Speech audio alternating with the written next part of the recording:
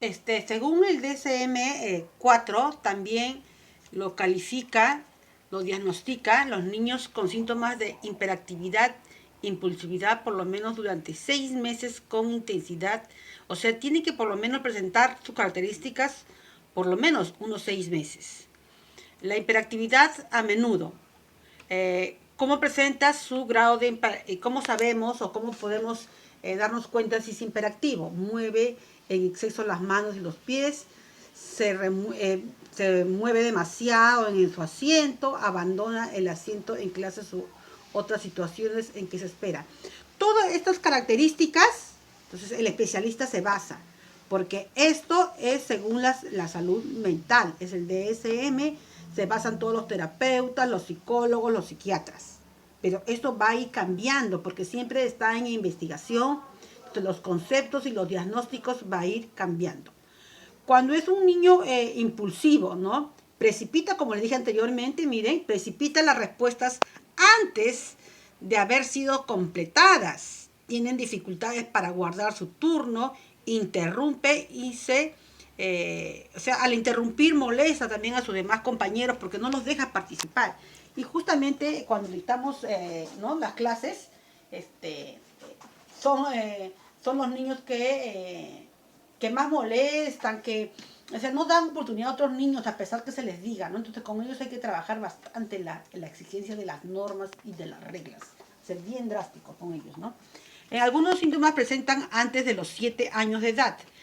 Algunas alteraciones se presentan en 2 o más ambientes. Se debe existir pruebas claras, o sea, que haya un diagnóstico que diga, ¿no?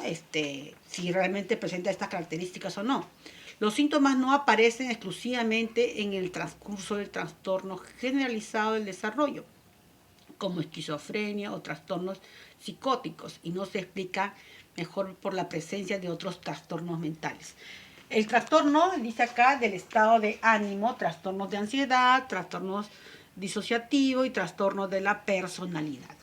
Los síntomas y los trastornos asociados presentan baja tolerancia a las frustraciones, arrebatos emocionales, hacen sus pataletas, se tiran, quieren salirse con las suyas, ¿no?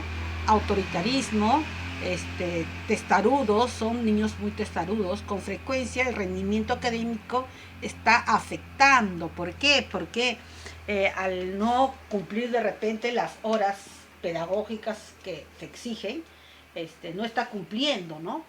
Entonces ellos necesitan otro tipo de reprogramación para trabajar con esos niños. O dependiendo el grado, ir a colegios especiales o donde haya poca cantidad de alumnado, no donde haya 25 o 30 niños. Tienen que ir en un aula donde haya 6, 5 niños. Hay colegios que presentan esos cantidades de alumnos. Entonces él va a sobresalir ahí, ¿no? Luego, los niños con déficit de atención pueden presentar elevada prevalencia en los trastornos de estado, del ánimo. Pueden un día estar triste, un día no, alegre, dependiendo de... va a ir cambiante va a ser eso, ¿no?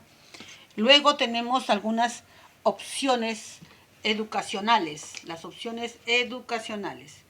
Algunos niños son demasiado hiperactivos y distraídos como para funcionar en el aula común, justamente como lo que estoy mencionando.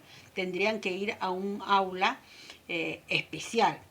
Aún con medicación o con un plan de manejo de comportamiento, tales niños pueden asistir en una clase de educación especial por todo el día o por parte del día o interdiario, también puede ser combinado dependiendo cómo es el acuerdo con el especialista. Puede hacer que de repente 2 días asista al especial y los otros 3 días al regular, porque niños, a pesar del medicamento, ¿no? Porque algunos niños son medicados, no hace efecto ese medicamento en su organismo.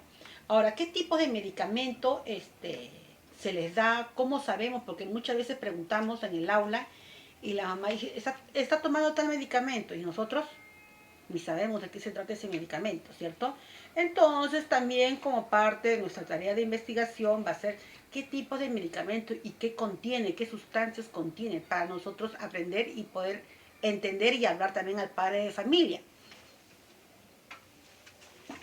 Las estrategias que puedo utilizar en el aula, ¿no? Pídale al profesor o jefe que repita las instrucciones en vez de adivinarlas, ¿no? Luego estos niños también presentan una serie de características, ¿no? De características que son niños que presentan en algunos casos, el síndrome de Tourette.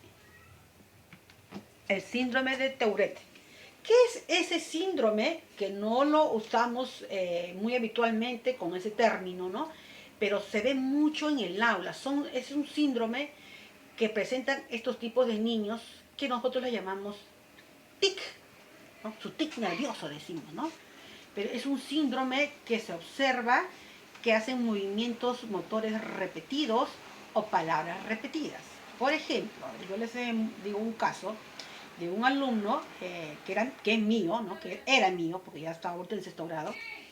Cada vez que se acercaba hacia mi persona, se paraba y el niño empezaba así, a balancearse, ¿no? Entonces nosotros los profesores, los que trabajamos con él, pensamos, ¿no? Es autismo, es esto, que el otro, ¿no? Pasó al segundo grado, ya no estuvo a mi cargo, otra profesora, y sigue el balanceo, y sigue el balanceo, y sigue el balanceo. Está en sexto grado, sigue el balanceo. Ahora, no solamente se balancea cuando está parado, ahora se balancea cuando está sentado. Tú te acercas a un sitio y empiezas a conversar con él y su movimiento, ¿no? Su movimiento motor. No es controlado por ello, porque ya eso es algo neurológico ya. Luego, estábamos hablando acá de las estrategias que pueden hacer los profesores en el aula, ¿no? Hacerles ejercicios, de repente actividades a corto plazo, donde el niño o el alumno se siente a gusto para poder trabajar, darle incentivos, premios, hablarle sobre temas que son de su interés o dejarle de repente actividades o tareas que son de su gran interés. Por ejemplo, les menciono otro caso que también he tenido, que le interesaba mucho la vida de los dinosaurios, ¿no? Ese era su tema poderoso de él, ¿no? Un niño de 6 años. Se las sabía todas, todo. Yo me quedaba sorprendida de los términos científicos que usaba para cada dinosaurio. Entonces, como tocó un tema de exposición, él no iba a exponer, pues, la gramática, ¿no? No iba a exponer el verbo, no iba a exponer eso. Entonces le mandé a hacer una producción de texto de sus dinosaurios, de la vida de sus dinosaurios. Ni se imaginan lo maravilloso que fue esa posición. Entonces, dentro de ese texto grandioso que hizo con papelote y todo su historial, entonces ahí pudo trabajar lo que yo quería, el verbo. Subraya todas las palabras que son de verbo. Pues mire, de esa forma integras y haces participar al niño, ¿no? Porque otros temas no eran de su interés del niño. Los tratamientos que deben recibir son adiestramiento, destrezas sociales, para que se pueda socializar con otros niños, con sus pares, los grupos de apoyo para que puedan ayudar al padre de familia a que pueda entender un poco más a su niño. El adiestramiento y destrezas en cuanto al cuidado de los hijos, ¿no? Cómo la familia puede intervenir, cómo puede ayudar, el profesor, todos los miembros que están a su alrededor. Además de eso, los tratamientos, continuamos con la psicoterapia, la terapia conductiva y conductista, modificación de conductas y apoyo psicológico.